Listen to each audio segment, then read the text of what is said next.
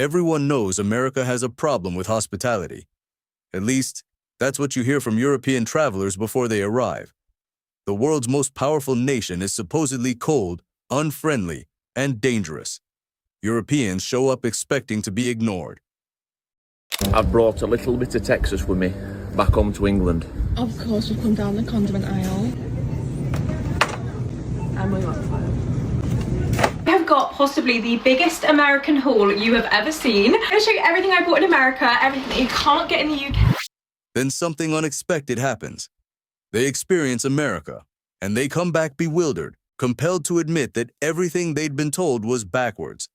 If you've been curious about why so many international travelers are reshaping their opinions about the United States after visiting, stick around. And if you want more videos exploring the gap between global stereotypes and lived reality, hit subscribe and turn on notifications so you never miss the next one. Up with the early bird. This is a strange bird. That's it. Turns out to be an American blackbird. They just sit on the stalks of corn out there. And look, I've just seen chickens in the front garden of this very beautiful, traditional-looking house. Here's a lovely chicken coming to say hi to me. Hello, young lady. The hospitality shock starts small. A German family stops at a gas station in Texas, and a stranger notices they're confused about the payment system. This isn't just helpful, it's genuinely warm. The stranger walks inside with them, explains how the pump works, and when conversation turns to travel, actually invites them to come by his ranch later in the week. In Germany or France, retail workers maintain professional distance. American customer service skips that distance entirely. A British woman working retail in America noted in a viral post that she'd been shocked by how many customers would strike up genuine 5-minute conversations while she was ringing them up. That level of social ease is genuinely foreign to someone raised in a more reserved culture. A shopkeeper in rural Pennsylvania became a minor sensation online when a Swedish family came into his store, and he didn't just give directions. He packed them a cooler with snacks for their road trip. By the end of the clip, he was waving goodbye like they were old friends. This pattern repeats across income levels.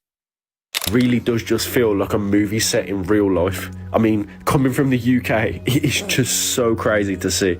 Okay, so I'm British, I've just moved to America, and one of the coolest things about America are these mailboxes right here. I thought they were only in the movies, and every single time I walk past one, I always flip up the red thing. Literally walked up this whole street and flipped over every single red thing. I don't know why they keep... A French couple was invited to a police officer's family barbecue after a casual roadside chat. An Italian group at a college football game in Columbus had local fans explain not just the rules, but the entire emotional architecture of game day. A Dutch traveler in Manhattan had a cab driver give her not just directions, but neighborhood advice, insider tips, and refuse a large tip, saying it was just good karma. American warmth doesn't require a reason. It doesn't depend on whether you've been properly introduced. It's extended to strangers, and that's genuinely unusual in more socially stratified cultures. This hits especially hard given what Europeans expect about American violence and crime. If America is hostile, surely Americans are hostile. But what travelers encounter is a nation where friendliness and safety, for most tourists, coexist. A Scottish visitor posted about how clean and orderly his experiences were. He'd expected chaos in urban areas, and instead found well-lit streets and helpful police officers genuinely interested in tourists having a good experience. A German family got lost in a neighborhood they shouldn't have been wandering in late at night. Rather than danger, a local resident reoriented them, walked them back towards safer streets, and disappeared back into their evening without asking for anything. I'm having one of those God bless America moments, and let me tell you why. I just got back from a month in London, a month. And the entire time I was there, you just notice the dynamic between people. People are just not as friendly, and we know this in different countries. They're just not as friendly. Today I got back and I'm at Erewhon and had a whole 10-minute conversation with this girl while we were waiting for our smoothies in a different country that they could never. Now let's talk about scale. Americans don't just live differently, they live bigger. A Swedish family's first gas station was a Buc-ee's, a roadside center the size of a small shopping mall, with hundreds of pumps, impossibly clean bathrooms, and food ranging from made-to-order sandwiches to sushi to regional BBQ. The shock isn't just it's big, it's the implication. This nation has built an entire economy around making even a pit stop a destination. A French tourist video of walking into an American grocery store went viral because of the disorientation. Aisles that stretch infinitely. Cereal selections that are genuinely overwhelming. Portion sizes that look photoshopped. A single bottle of Coke might contain 3 times the volume you'd find in Europe and cost less. The abundance is so normalized here that Americans barely register it. But to someone raised in a culture where portion discipline is sometimes a virtue, it reads as almost reckless generosity. The infrastructure enabling this speaks to something deeper. Now this is good food. Can't wait to have this. Wow. Very nice though. What Iga, our foreign exchange student, decided to bring back to her family from Poland. Fruit roll-ups, of course. If you've not tried them around ice cream, it's a must. American highways are built wide and smooth, designed for speed in a way that reflects confidence in petroleum and engines. A family from Amsterdam filmed themselves on a Texas highway and made an observation that circulated. This highway seems built on an assumption that space is infinite and time is precious. A British visitor noted he'd assumed pickup trucks were commercial vehicles until he realized ordinary families just drove these massive things to work and shopping. It's not that they're practical for that purpose. It's that Americans have resource surplus to choose comfort over efficiency. This extends to home appliances. Refrigerators are significantly larger than European equivalents, built around bulk shopping assumptions. Ice makers, standard in American fridges, rare in Europe, become a tiny symbol of taken-for-granted abundance. A Danish woman filming in her rented American home expressed genuine wonder at the kitchen size, the pantry capacity, the straightforward access to ice. America is genuinely, staggeringly large. A French traveler heading across 3 states reported something that came up repeatedly. Driving for 8 hours and realizing you're not even halfway across the country. A German group discovered that Yellowstone alone is larger than Delaware. A Norwegian noted her entire country could fit inside Alaska multiple times over. These aren't ornate abstract facts. They're lived experiences that shift how visitors understand what it means to manage territory at scale. The fauna reinforces this. A couple from the UK described seeing bison in Yellowstone as genuinely moving. American wildlife still exists at scales and densities that Europeans forget are possible. Eagles, which Europeans associate with postage stamps, are just birds you might spot from a highway. The abundance of nature, its persistence despite industrial development, becomes another data point that Americans are living in resource surplus. The safety element compounds this. But here's the turn. American safety, for most travelers, is experienced not as absence of danger, but as presence of order. Crime in tourist areas is genuinely lower than European anxiety about it suggests. Police presence is visible and orderly. A group of Spanish travelers documented their experience at a stadium event and noted how many security personnel were present, how carefully crowds were managed, how architecture itself seemed designed to prevent chaos. A street crime against tourists is rare. Arrest rates, violence statistics, these circulate online, but personal accounts of tourists feeling secure circulate more powerfully. The economy is where the thread connects. Why can America build massive highways, enormous stadiums, sprawling supermarkets at such scale? Partly it's historical, space to sprawl before density became permanent, but partly it's wages. An American worker, on average, earns more than a German or French counterpart, even adjusted for cost of living. A traveler working odd jobs while visiting noticed immediately that American minimum wage typically exceeded what she'd been earning at comparable work in Spain. A server in an American restaurant earns $15 to $20 hourly plus tips that often double that. In Spain, servers earn less hourly but don't receive tips. The American model concentrates income more intensely, which means individual workers have more purchasing power.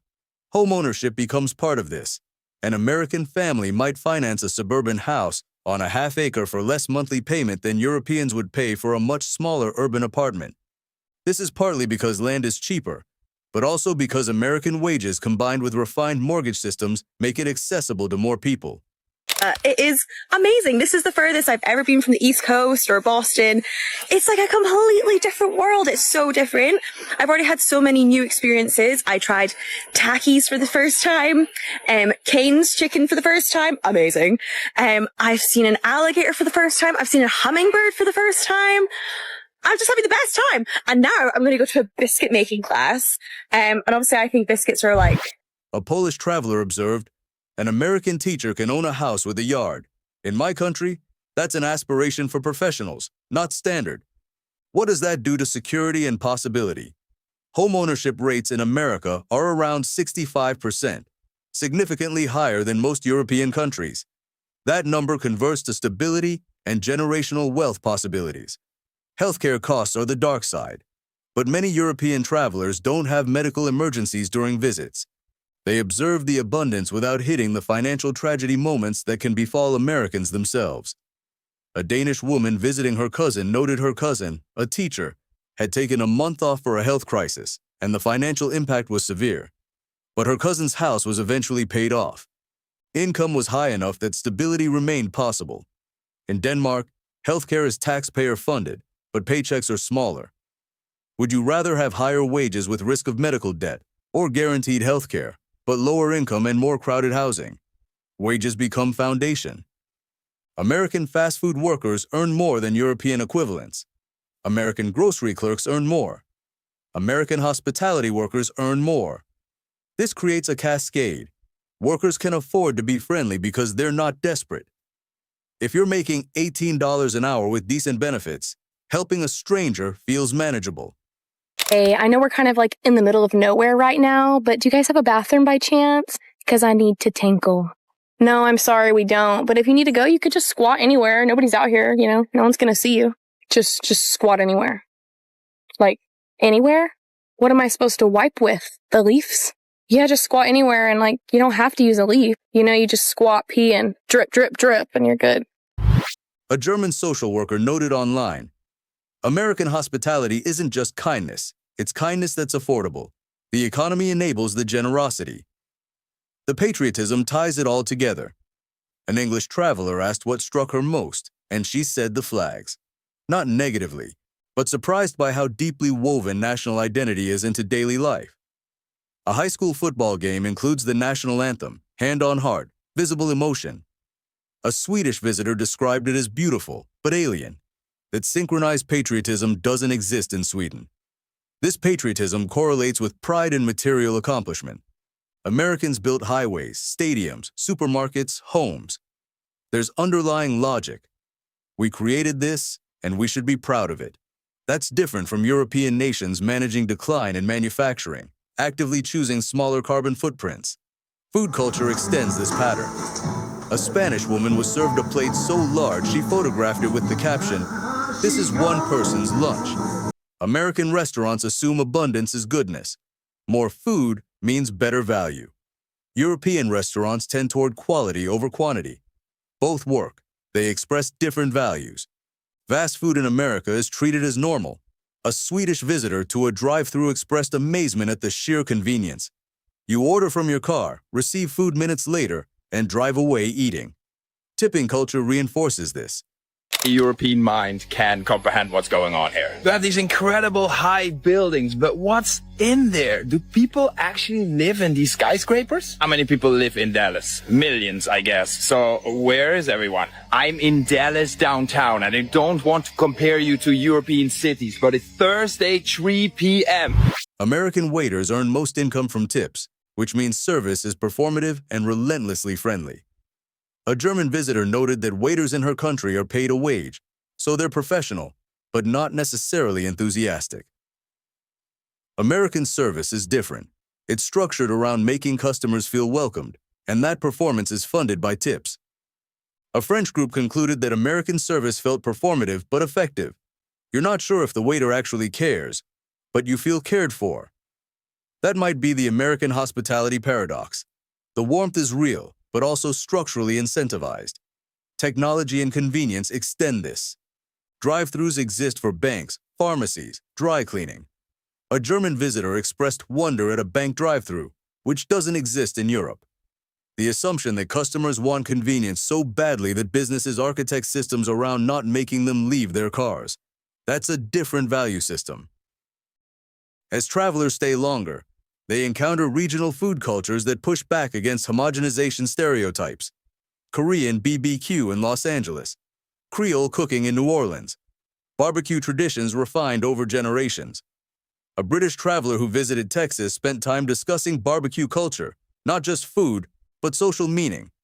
It's slow, community-oriented, tied to land and tradition. That's not what the stereotype says about American food. What often strikes visitors most is how Americans relate to abundance emotionally. There isn't guilt about it. An American living in sprawling suburbs doesn't apologize for needing a car. It's normal. An American eating 3,000-calorie restaurant meals doesn't see gluttony. It's value. The absence of ambivalence about abundance is culturally significant. Europeans have been conditioned to view abundance skeptically, framing minimalism as virtue. Okay, we've come to Target and we are going to do a haul. I'm just getting food, to be totally honest. And I have siblings that are threatening me with death if I don't bring back fruit roll-ups. Start with some barbecue lays. Let's see. Okay. Em recommends these things I'm obsessed with. I got this when I was here in summer, so I need more of that. I'm sad that I don't have more, but I'm going to get this one. Want any more roll-ups, babe? Absolutely. Americans have structured society around maximalism confidently. The closing moment is cognitive dissonance resolution. Visitors arrived expecting coldness and found warmth, expected danger and found order, expected superiority and felt humbled by scale they'd never seen. An Irish group concluded they'd been wrong, not entirely, but wrong enough. The stereotypes had grain of truth, but didn't capture lived reality. A Dutch family said they'd have to think differently going forward. A French student admitted she'd internalized default skepticism and had to consciously unlearn it. This feeds into broader observation. International opinions form from media and second-hand accounts rather than lived experience. America's problems are real. Income inequality, healthcare costs, gun violence, infrastructure challenges, all real. But they're abstracted from lived tourist experience. A tourist doesn't experience the healthcare system unless something goes wrong. They experience restaurants, highways, supermarkets, stadiums, and stranger warmth. They experience material abundance and confident patriotism. They see a country that built something at scale and believes in it. Would you rather live in a system that theoretically maximizes equality but constrains individual access, or one that maximizes opportunity but accepts greater inequality as necessary? That's the question every traveler seems asking when returning slightly amazed and confused about why they expected something different. International perception is shaped by narratives preceding experience. When experience contradicts narrative, experience usually wins. Not because tourists are gullible, but because embodied reality is more powerful than abstracted critique. You can read about American hospitality and think it's overblown. You can read about infrastructure and think it's wasteful. But when you're standing in a gas station the size of a shopping mall, when a stranger invites you to their property, when you're driving on highways smoother than you've ever seen, the narrative gives way, and that reality is often more generous than the story suggested. This isn't to say critics are wrong. Income inequality is higher, healthcare is unequally distributed, gun violence is real, environmental footprint is significant. But lived tourist experience doesn't capture these systemic issues. It captures material reality of a country that built abundance and distributed enough of it widely enough that travelers feel welcomed rather than threatened. The European shock becomes useful lens for understanding what America is. It's not the best country. No country is. It's not the worst. Evidence contradicts that. It's a country that made choices about space, scale, economics, and abundance, creating particular lived experience. For travelers arriving with skepticism or curiosity, that experience is often surprising enough to force reevaluation. In a world where understanding is mediated through media rather than direct encounter, those moments might matter. They create space for nuanced understanding, not America as idea or abstraction, but as place where people live and encounter strangers. As you've watched this, you've probably thought about your own assumptions, not just about America, but how you form opinions about places you haven't experienced. That's valuable. That's what international understanding requires. If you found this useful, hit that like button and subscribe if you want more videos exploring the gap between narrative and reality. Share this with someone who'd find it interesting. Turn on notifications and let us know in comments. What's a place you arrived at expecting one thing and discovered something different? We read genuine comments, and your stories matter. Thanks for watching. This video synthesizes publicly available travel vlogs, social media posts, and cultural observations from platforms like YouTube, TikTok, Instagram, and Reddit. It represents patterns drawn from real traveler experiences, not comprehensive survey. This content is for entertainment and cultural analysis. Individual experiences vary widely, and this doesn't represent full reality of life in either America or Europe. It represents particular experiences of tourists in public spaces. We encourage viewers to seek multiple perspectives, think critically, and understand limitations of any single narrative.